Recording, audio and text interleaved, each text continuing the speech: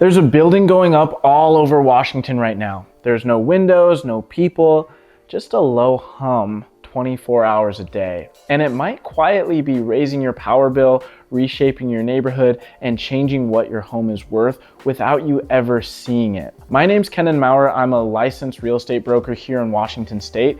And today my job isn't just to give you hype, it's to give you the real sourced story. Because in the last 90 days, the data center fight in this state blew wide open. A major bill died, a big tax break is about to end, Amazon dropped $5 billion in Eastern Washington, and Seattle just tried to slam on the brakes. Here's what all of it actually means for your home, your power bill, and Washington real estate. So let's get into it. Let's start in Olympia. This year, lawmakers tried to put real guardrails on data centers, a bill called HB 2515. It would have forced these facilities to pay more for electricity, report how much power and water they actually use, and even power down during grid emergencies. It passed the House 51-41, then it hit the Senate and it died. The committee simply refused to vote on it before the deadline. Why? Follow the lobbying. Microsoft, which runs around 30 data centers in this state, and Amazon pushed hard against it. The senator who championed the bill put it bluntly, big tech won. But here's the twist that a lot of people, I think, missed. Big tech didn't walk away clean. A second bill, SB 6231, did pass and the governor signed it.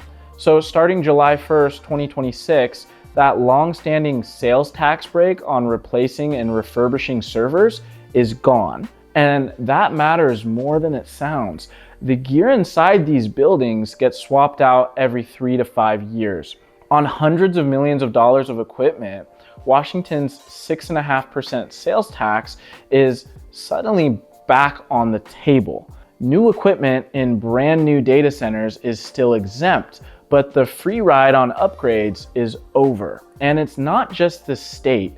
Seattle's going further. As I'm recording this, the city council just advanced an emergency moratorium, a 1-year pause on building any new large data center in the city, anything pulling 10 megawatts or more. Tens of thousands of residents emailed the council demanding it.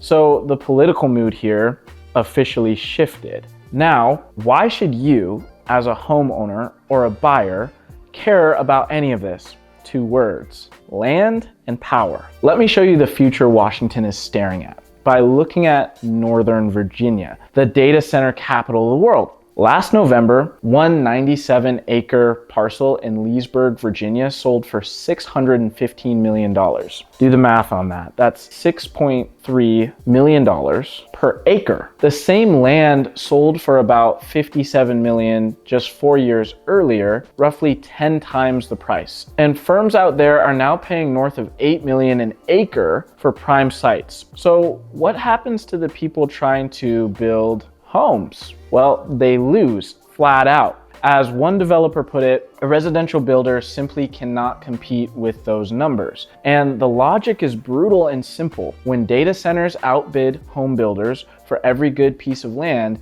you build fewer homes. Fewer homes means tighter supply. Tighter supply means higher prices. That's the squeeze. And that exact playbook is now coming here to Washington. Amazon just confirmed it's the company behind a $5 billion campus at Wallula Gap near Pasco. 553 acres, 16 buildings, over 3 million square feet. That single project could expand the entire county's taxable property base by nearly half. Here's where it hits your wallet directly. All those buildings need staggering amounts of electricity, and somebody has to pay to build the grid that feeds them. Last year, residential power prices jumped 11.5%, faster than inflation, and forecasts say that bills could climb up to 40% by 2030. Then there's the bigger problem.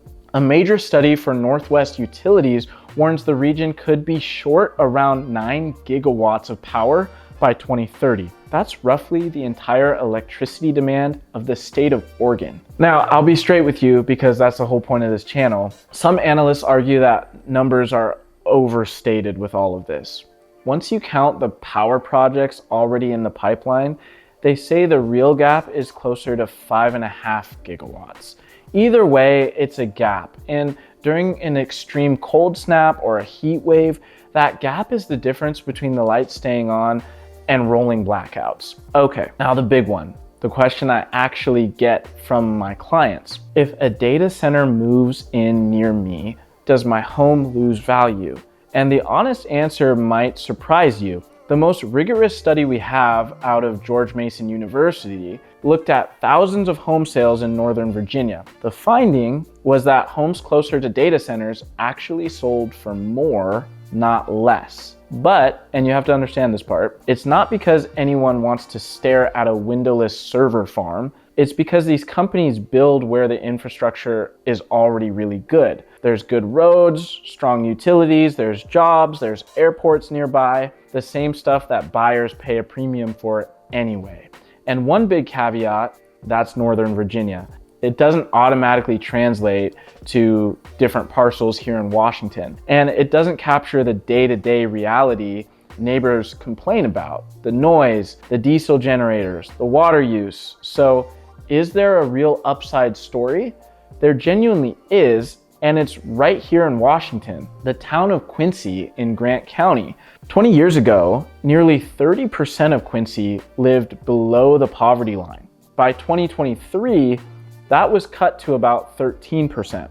Today, data centers pay roughly 75% of the town's property taxes, which means everybody else's tax rate is dramatically lower. That money built a new high school, a police station, and a brand new hospital. Microsoft's president literally calls Quincy data centers gone right. Statewide, the scale is real. In 2023, Washington's data center industry supported nearly 9,000 direct jobs, over 47,000 counting the ripple effect, and generated $1.8 billion in state and local taxes. So here's my take on that.